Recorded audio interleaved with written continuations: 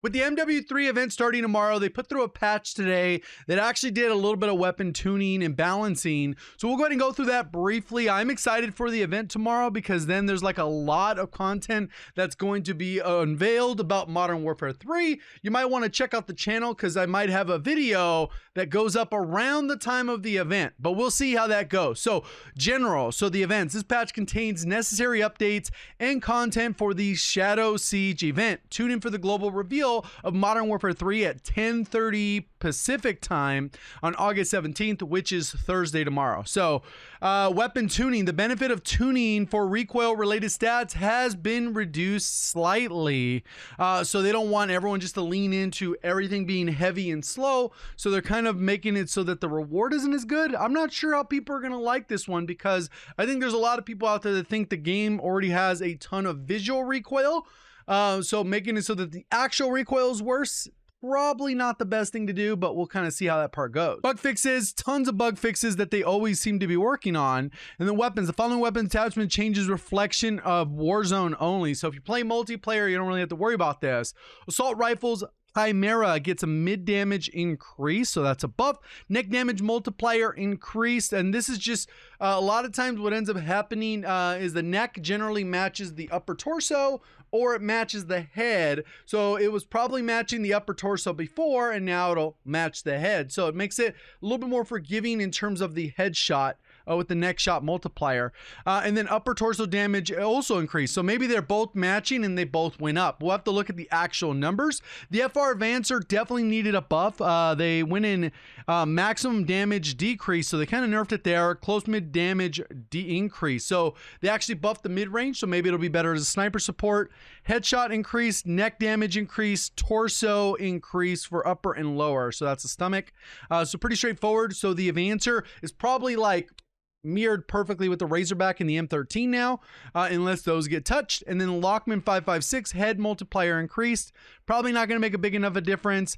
M16, maybe it's worth looking at, but the biggest problem, if you're going to shoot somebody at like 60 meters, the bursts just don't stay close enough together. So even though the theoretical TTK is pretty good, you end up with issues where you're not hitting shots. So the practical TTK, kind of bad. But we'll kind of see maximum damage increase, close mid damage increase, and then the limb damage multiplier increase, just so you get a little bit more likelihood to get consistent number of shots to kill. Battle rifles, the FTAC Recon, maximum damage increase, so it got above maximum damage. So FTAC Recon has always been kind of gross. It's relatively easy to use, but the problem is it has a 15 round mag. In solos, it's cool. You can get away with that. Even duos, if you're a little bit more skilled, obviously there's a skill range there. But overall, they just got to give it a bigger mag, maybe 25 bullets even, and then it could be like, cool, let's all try this out and see how it works. And then we got the Lockman 762 limb damage multiplier increase. They actually buffed this thing. It's kind of actually broken. I've talked about this one a lot in the meta videos. In terms of the TTK on this thing is gross. It's more of a gimmick gun, which will give you a death comms, but it is what it is, right? SO14 headshot multiplier. Okay, so they actually are buffing all that as well. SO14 might be worth looking at if that's enough to get it back to kind of a good TTK. Tag V is getting a nerf. No. What are we going to use? All right, maximum damage decreased. Close mid damage. This is up close damage because it performed a little too well up close.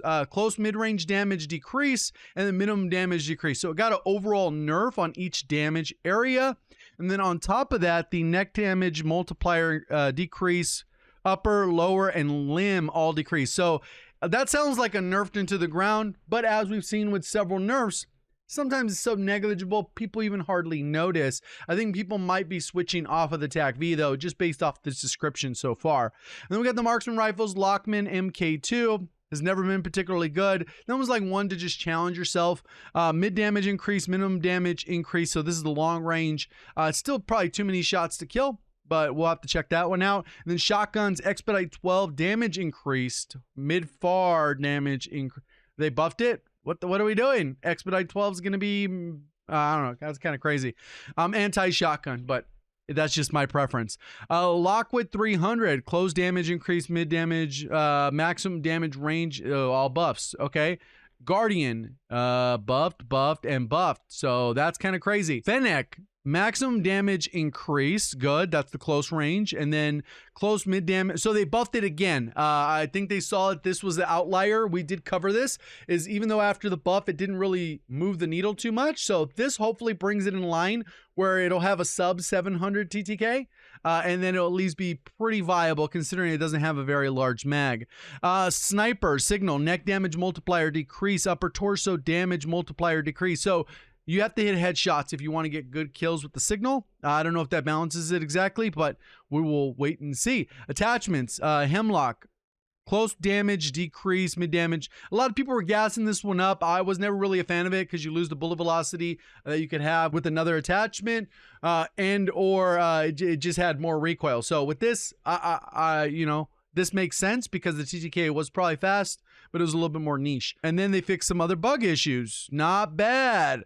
So we'll go ahead and see what we get with the event tomorrow. Again, like I said, stay tuned. If you enjoyed the video, hit the like button. See you on the next one. Thank you for watching. As always, have a great day.